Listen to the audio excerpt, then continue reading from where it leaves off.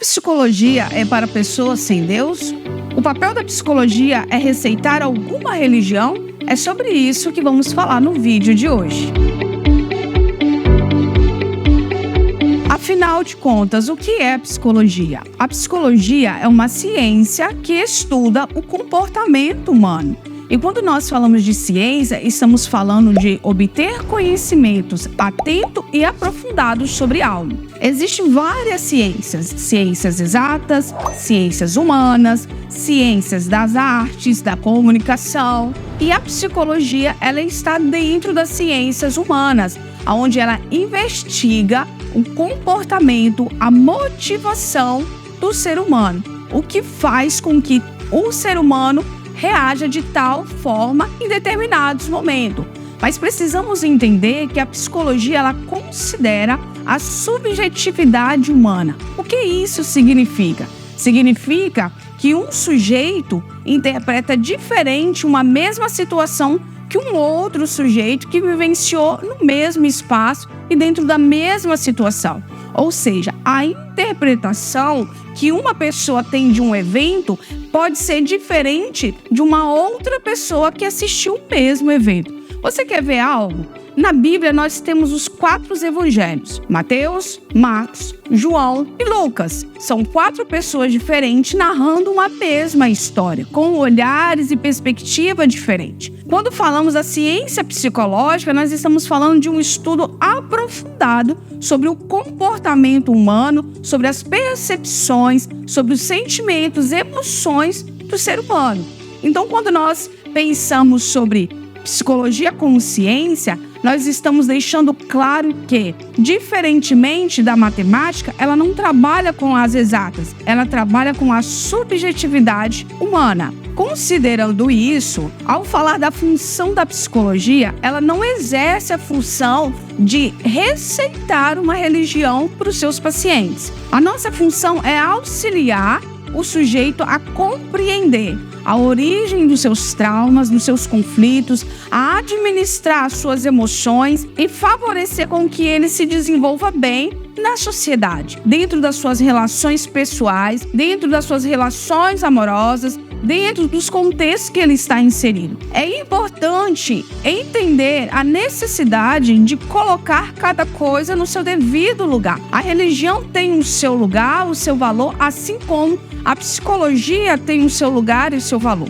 Dito isto, gosto de enfatizar que uma das principais funções da psicologia é favorecer que o sujeito retome a sua individualidade e seja capaz de utilizar o não, o sim nos momentos assertivos, que sejam capazes de tomar decisões ou de recuar diante de uma situação.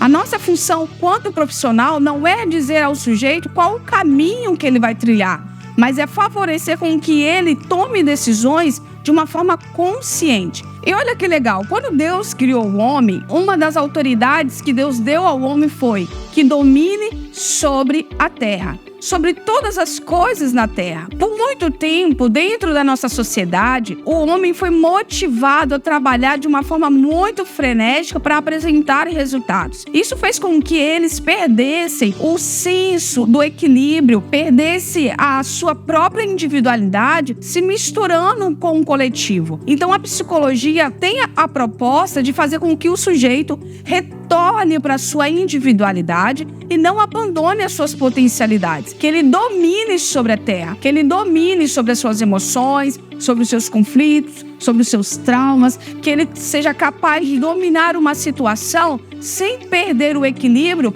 e entrar em sofrimento emocional. Infelizmente, muitas pessoas têm interpretado a atuação do psicólogo de uma forma equivocada. Mas, Juliana, eu já tive experiências horríveis com psicólogos, onde eles queriam me dizer o que eu deveria fazer, se eu deveria ficar casado, se eu deveria separar, se eu deveria ir para a religião A, se eu deveria ir para a religião B. É importante dizer que, em todas as profissões, tem pessoas que são descomprometidas com a ética profissional e com a verdade. Então, não podemos pegar essas atuações e generalizar como se a psicologia ela se norteasse com esses equívocos.